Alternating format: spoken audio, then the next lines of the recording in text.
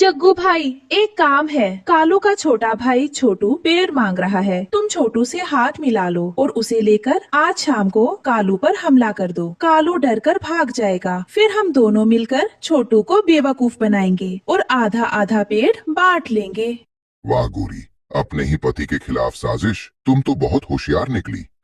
ठीक है, आज शाम को कालू का खेल खत्म। शाम होते ही आसमान में अंधेरा छा गया। गोरी के कहे अनुसार जग्गू चील और छोटू कौवे ने मिलकर कालू पर हमला कर दिया। कालू अकेला पड़ गया। उसने गोरी को मदद के लिए पुकारा। गोरी, बचाओ मुझे, ये जग्गू चील मुझे मार डालेगा।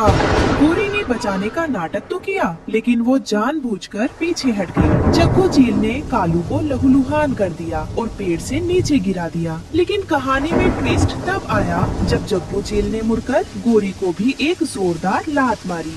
अरे जग्गू भाई, ये क्या कर रहे हो? मैं तो तुम्हारी दोस्त हूँ। जो अपने पति की नहीं हुई वो मेरी क्या होगी? छोटू, इस पेड़ पर अब सिर्फ मेरा राज रहेगा। तुम दोनों कौवे यहाँ से दफा हो जाओ। जग्गू चील ने छोटू, कालू और गोरी तीनों को पेड़ से खदेड़ दिया। आसमान में बिजली कड़कने लगी और ठंडी तेज हवाएं चलने लगी। तूफान बस आने ही वाला था। कालू और गोरी जमीन पर पड़े दर्द से कराह रहे थे। गोरी, हमने जिंदगी भर दूसरों को सताया। आज हमारे अपने भाई और लालच ने हमें सड़क पर ला दिया। अब हम इस तूफान में कहाँ जाएंगे? कालू जी, मुझे माफ कर दो। जग्गू को मैंने ही बुलाया था, लेकिन उसने मुझे भी धोखा दिया। अब मेरे पेट में जो अंडे हैं, वो इस ठंड और बारिश में मर जाएंगे। तेज बारिश शुरू हो चुकी थी। रानो चिड़िया का घोंसला बहुत मजबूत था और अंदर आग जल रही थी, जिससे घोंसला गर्म था। रानो खिड़की से बाहर देख रही थी। तभी उसकी नजर भीगते और तड़कते हुए कालू और गोरी पर पड़ी।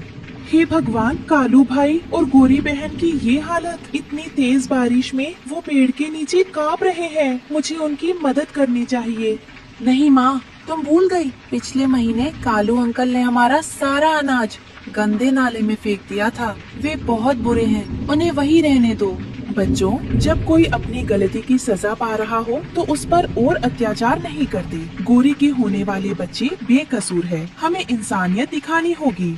रानो चिड़िया उड़कर नीचे गई और कालू गोरी को सहारा देकर अपने घोंसले के अंदर ले आई। अंदर आते ही कालू और गोरी को गर्मी मिली। रानो ने उन्हें सूखी घास दी और खाने के लिए गरम गरम मक्के के दाने दिए। रानो बहन, हमने हमेशा तुम्हारा बुरा चाहा, लेकिन आज तुमने हमारी जान बचाई। हम तुम्हारे इस एहसान को कभी नहीं भूलेंगे। कालू भाई, जो बीत गया उसे भूल जाओ। अभी आप आराम करो। बाहर बहुत भयंकर तूफान है। रात के 2 बजे बाहर तूफान अपने चरम पर था। बड़े बड़े पेड़ उखड़कर गिर रहे थे। रानो का पूरा परिवार गहरी नींद में सो रहा था। लेकिन कालू और गोरी की फितरत इतनी जल्दी बदलने वाली नहीं थी। गोरी की नजर रानो के घोंसले के कोने में रखी अनाज की बड़ी पोटली पर पड़ी।